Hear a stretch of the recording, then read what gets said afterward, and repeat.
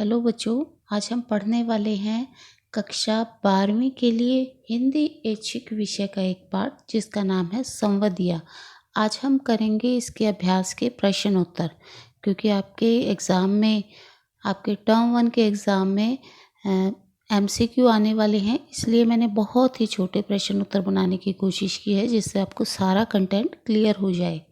पहला प्रश्न देखते हैं, हरगोविंद को अचरज क्यों हुआ।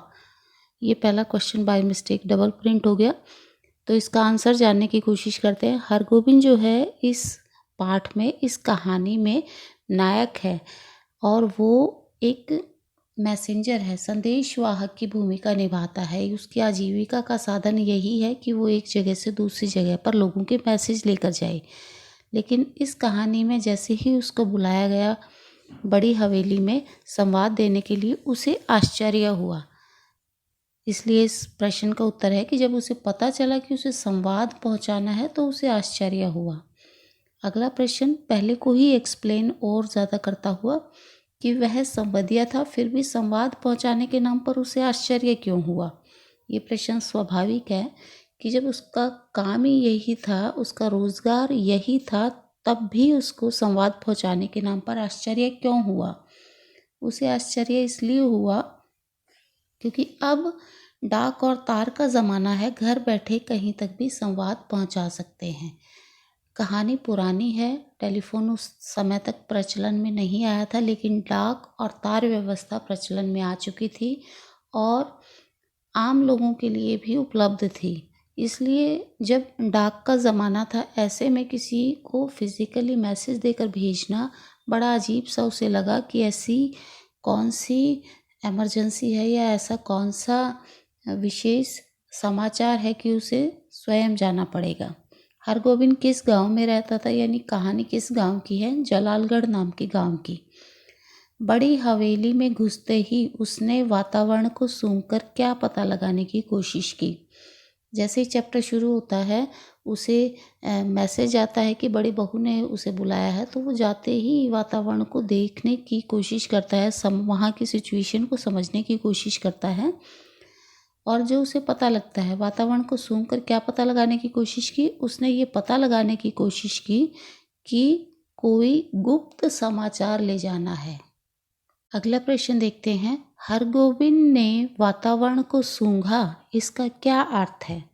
इसका ये अर्थ है कि वातावरण को देखकर स्थिति का अंदाज़ा लगाया, सिचुएशन को देखकर समझने की कोशिश की कि कैसा माहौल है, कोई अच्छा समाचार है, कोई बुरा समाचार है, या किस तरीके की सिचुएशन है, उसको देख करके उसने अंदाज़ा लगाने की कोशिश की। सूंघने का मतलब अपने दिमाग से उसने अंदाज़ा लगाया कि क्या हो सकता है। अगला प्रश्न देखते हैं, हरगोविंद बड़ी बहू को देखकर दुख भरी सांस क्यों लेता है। आंसर इसका है कि वह पहले की और अब की परिस्थिति की तुलना करता है। जैसे ही वो हवेली में एंटर करता है, उसे दिखता है कि बड़ी बहू जो है अनाज साफ कर रही है अपने आप।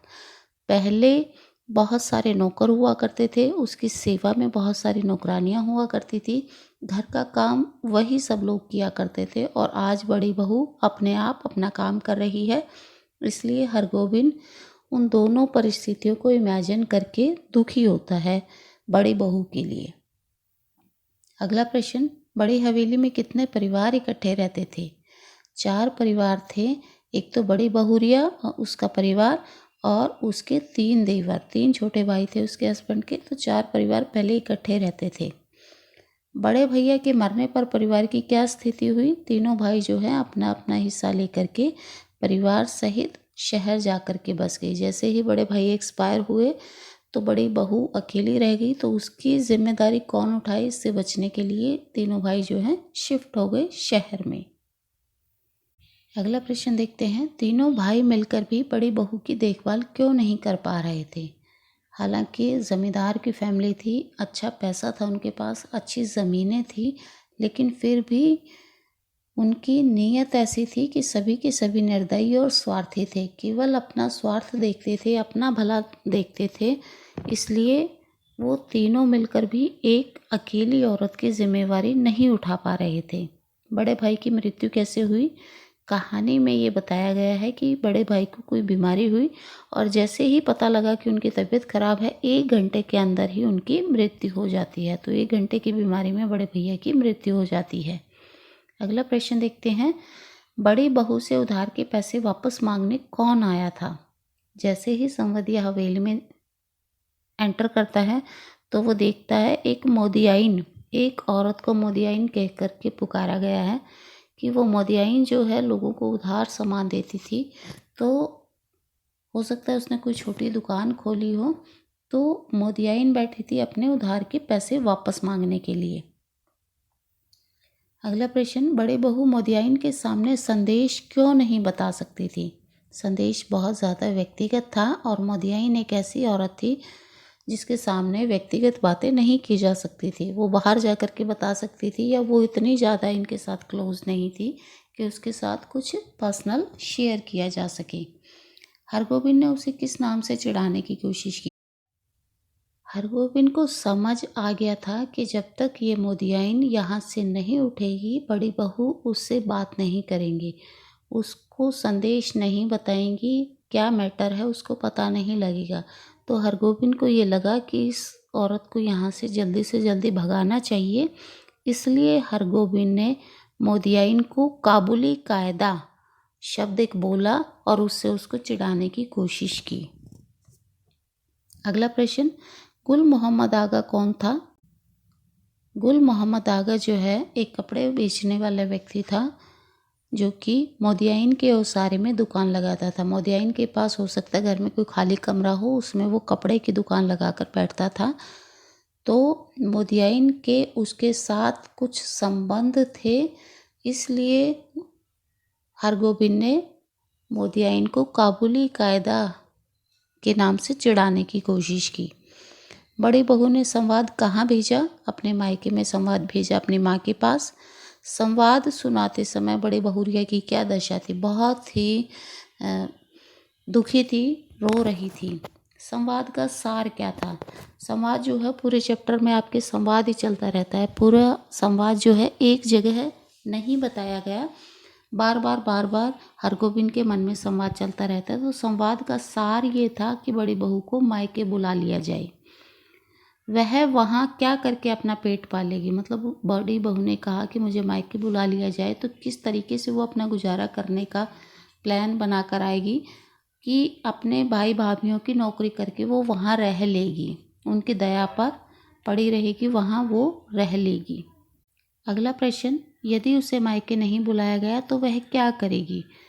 अगर उसे मायके नहीं बुलाया गया या उसकी मदद नहीं की गई तो वो अपने गले में घड़ा बांधकर पोखर में कूद जाएगी। पोखर कहते हैं एक छोटे तालाब को।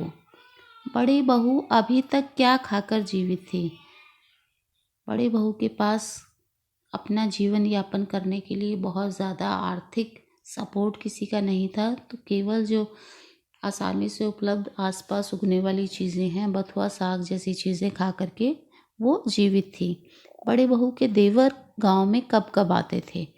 अगहन का महीना और आम के मौसम में आते थे, जब उन्हें फसल तैयार मिलती थी उस फसल को बेचने के लिए, उस फसल को लेने के लिए, या फिर आम खाने के लिए वो उन मौसमों में गांव में आते थे।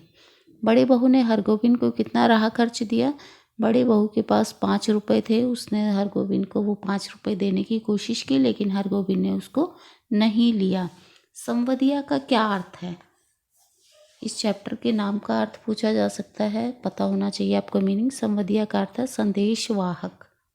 अगला प्रश्न देखते हैं, संवदिया कहाँ से प्रशिक्षण लेता है? कहानी में बताया गया है कि संवदिया जो है किसी प्रकार के प्रशिक्षण से तैयार नहीं होता, वह भगवान के घर से बनकर आता है। यानी ये योग्यता किसी व्यक्ति में जन्मजात होती है, ये टैलेंट किसी में जन्मजात होता है कि वो किसी के भाव और विचारों को एज इट इज़ दूसरे तक पहुंचा दे। संवदिया की क्या विशेषता है? संवाद के प्रत्येक शब्द को याद रखना, उसी सुर और भाव के साथ सुनाना संवदिया की विशेषता होती है। यानी जैसा जिसने सुनाया है ठीक उसी तरीके से अगले बंदे को जाकर सुना देना। संवदिया के बारे में लोगों की क्या धारणा थी? लोगों को लगता था कि ये कोई ऐसे ही काम है, कोई मेहनत का काम नहीं है, कोई टैलेंट का काम नहीं है।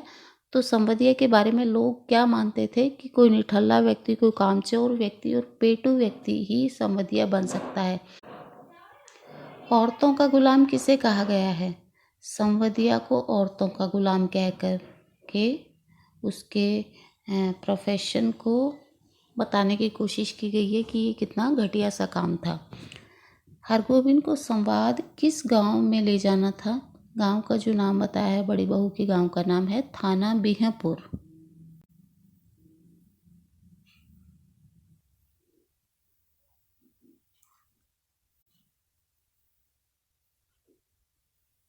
संवदिया जो है रेल से यात्रा करता है, तो जैसे ही वो रेल में चढ़ता है तो उसे एक व्यक्ति मिलता है। उसे लगता है टाइम पास करने के लिए जो है इससे बात कर ली जाए, लेकिन वो व्यक्ति कुछ ज़्यादा इंटरेस्ट नहीं दिखाता।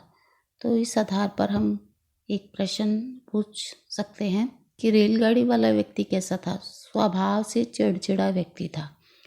कहाँ पहुँचने पर मालूम होता है कि सुराज हुआ है? अब हरगोविंद जो है थाना बिहपुर जाने के लिए जलालगढ़ से ट्रेन पकड़ता है, और थाना बिहपुर जाने से पहले उसको जो है ट्रेन कहीं बदलनी थी। उस जगह का नाम था कटिहार। तो जब वो कटिहार स्टेशन पर उतरा तो वहाँ को उसने जब देखा तो उसे लगा कि हाँ सुराज हुआ है। सुराज शब्द जो लिखा हुआ है वो स्वराज के लिए है कि स्वतंत्रता के बाद सचमुच कहाँ तरक्की हुई है। यानी रेलवे स्टेशन जब उसने पहले देखा था स्वतंत्रता से पहले, और जब बाद में देखा तो उसे बड़ा अंतर दिखाई दिया। तो वो ये लाइन कहता है कि कटिहार पहुंचने के बाद पता लगता है कि स्वराज हुआ है। हाँ, हमें आज़ादी मिल गई और देश में कुछ विकास हुआ है। कहाँ से हरगोविंद को गाड़ी बदलनी थी? कटिहार से। जलालगढ़ से चला, थाना बिहपुर उसको जाना था, कटिहार रास्ते में था, वहाँ से उसको गाड़ी बदलनी थी। पूरे रास्ते हरगोविंद के मन में क्या चल रहा था? बड़ी बहू का संवाद। जैसे मैंने बताया चैप्टर में संवाद को एक जगह नहीं बताया गया, टुकड़ों में बहुत सारी जगह पर वो संवाद है। जैसा बड़ी बहू ने सुनाया उस टाइम है, उसके बाद रेल में बैठा हुआ हरगोविंद बार बार मन में सोचता है। फिर उसके गांव पहुंचने के बाद भी, उनके मायके में पहुंचने के बाद भी बार बार उसके मन में वो संवाद चलता रहता है। हरगोविंद के पैर बहू के मायके की ओर क्यों नहीं बढ़ रहे थे? क्योंकि संदेश जो है बहुत ही ज़्यादा दुखी करने वाला था। उसे लग रहा था कि बहुत बुरा समाचार है, वो कैसे उन लोगों को फेस करेगा और कैसे वो उनको जो है संदेश बताएगा। अगला प्रश्न देखते हैं। बड़ी बहू गांव में किसके समान मानी जाती थी? लक्ष्मी के समान। बार बार हरगोविंद ने बड़ी बहू को गांव की लक्ष्मी कह करके संबोधित किया है। संवाद जाने के पश्चात बहू के गांव वालों की क्या प्रतिक्रिया थी?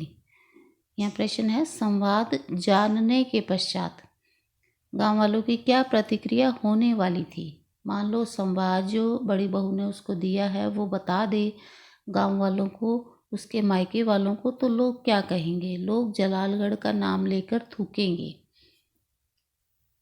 इसलिए थूकेंगे कि एक जमींदार के घर में ब्याही उनकी बेटी की हालत आज ऐसी है कि भूखे मरने की नौबत आ गई है। तो जलालगढ़ के लोग जो हैं कैसे हैं, कितने स्वार्थी और निर्दयी हैं। संदेश देने से पहले हरगोविंद की हालत कैसी थी? उसका कलेजा धड़क रहा था और वो कांप रहा था, ऐसी उसकी हालत थी। संवदिया से जब संवाद पूछा गया तो उसने क्या उत्तर दिया? संवदिया गया उसके मायके में, बड़ी बहू के मायके में। लोग उसको वहाँ पहचानते थे, उन्हें पता था कि ये जो है संदेश डिलीवर करने का काम करता है, तो ये कोई संवाद लेकर आया होगा। तब जब उससे पूछा गया कि क्या संवाद लाए हो, क्या सूचना लाए हो, तब उसकी हिम्मत नहीं हुई वो संवाद उनको सुनाने की। तो उसने कहा कि वह कोई संवाद नहीं लाया, वो पास के गांव सिरसिया आया था। इस तरीके से उसने बात को टालने की कोशिश की। अगला प्रश्न, हरगोविंद ने कब बड़ी बहू द्वारा गांव आकर मिल जाने की बात की?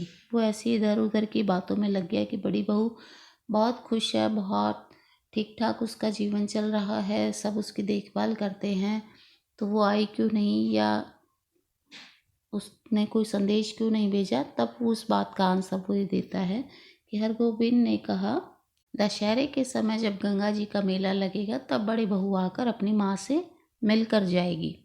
अगला प्रश्न, हरगोविंद को खाना भी अच्छा क्यों नहीं लगा? जैसा हमने पीछे पढ़ा कि संदेशवाहक कौन बनता है, संवदिया कौन बनता है, तो एक निठल्ला कामचोर व्यक्ति ही संवदिया बनता है। तो हरगोविंद को जब खाना ऑफर किया गया उसके मायके में, तो हरगोविंद को खाना क्यों अच्छा नहीं लगा? बड़ी बहू की दशा को याद करके हरगोविंद को खाना भी अच्छा नहीं लगा। उसने देखा कि थाली भर के उसके सामने भोजन परोसा गया है और वहाँ बड़ी बहू केवल बथुआ और साग खाकर अपना जीवन गुजार रही है, तो उसे बड़ा दुख हुआ। संवदिया डटकर खाता है और डैश कर सोता है। इसमें फिलिंग द ब्लैंक्स बताना है कि संवदिया के बारे में क्या बातें गांव में प्रचलित थी, कि वो कैसा होता है। तो ये है कि संवदिया डटकर खाता है और ऑफर कर सोता है, मतलब पेट भरकर बिल्कुल ऑफर कर सोता है, उसे किसी बात की टेंशन नहीं है। सुबह उठते ही संवदिया ने दिल कड़ा क्यों किया? पूरी रात उसने गुजार दी, उसकी हिम्मत नहीं हुई कि वो सही संदेश सुना दे। पूरी रात उसने सोचा। सुबह उसने अपने मन को बहुत मजबूत किया, अपने दिल को कड़ा किया। उसे लगा कि हाँ, सही संदेश सुना देना चाहिए क्योंकि यही उसका काम है।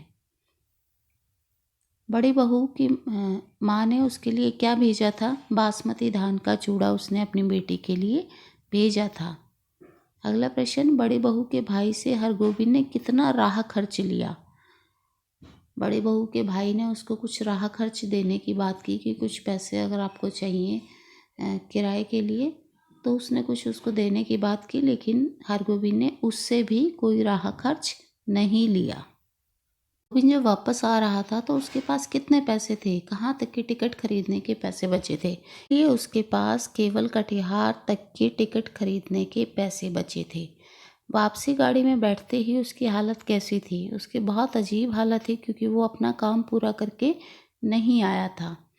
अगला प्रश्न, कटिहार से जलालगढ़ कितनी दूर था? 20 किलोमीटर दूर था। कटिहार से जलालगढ़ वो कैसे गया? पैदल गया।